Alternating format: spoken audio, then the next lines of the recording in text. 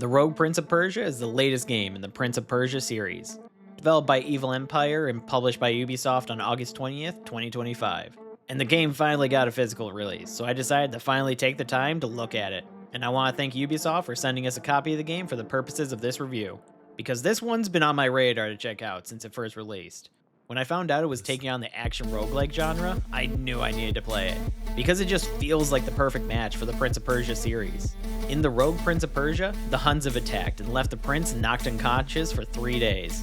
When the prince finally wakes up, he finds himself in a place called the Oasis just outside his kingdom, and he ventures toward the kingdom in order to try and stop the Huns and save his family.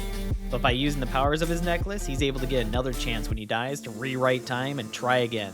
It honestly makes the Prince of Persia series a perfect game to hit the roguelike formula, since the Prince of Persia games were always platformers with time elements introduced to them. So to have the prince be able to go back in time to try again, it just fits right in with the roguelike genre, which is what got me interested in this game in the first place, as I'm a huge fan of roguelike games. It's been a long time since I've played one of the Prince of Persia games, but I can say the story and elements presented in this game are pretty easy to grasp, even if you're not following the series like me. The story is very self-contained, and while I'm sure there are references to the past games, I didn't feel lost playing it. So anyone looking to take the jump into this game to play it, you don't need to worry about that, which is refreshing to see in a series that I remember being pretty story-focused in the past. Instead, this time, the focus is more on the gameplay, where they take the roguelike elements into full effect and use them to create a really fun game. As with most roguelike games, the goal is to go as far on the branching paths that you can until you die. Then taking the points or coins you gain during that run to upgrade yourself for the next run.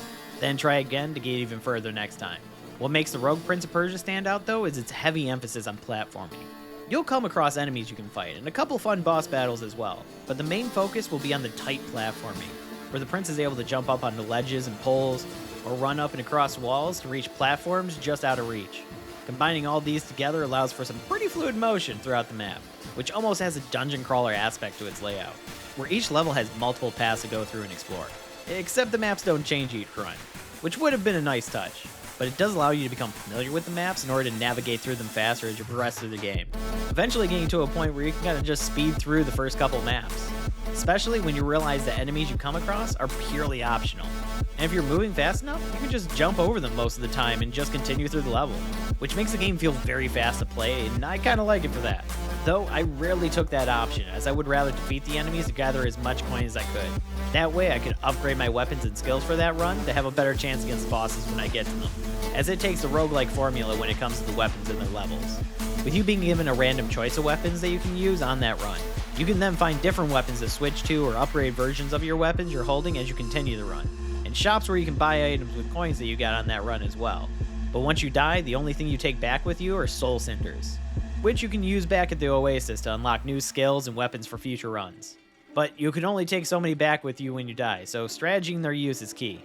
It's a fun way to play around with the idea of getting stronger every time you start a new run, while technically starting with nothing every time. And I gotta say, the roguelike elements and platforming of this game are basically spot on and make for a great game. Overall, I give the Rogue Prince of Persia a 4 out of 5. This one was on my radar for a while, and I'm glad I finally got around to playing it. The fast-paced platforming feels so fluid, and once you get a groove going, you feel like you're just jumping through the entire level, and the roguelike elements are implemented to their full effect.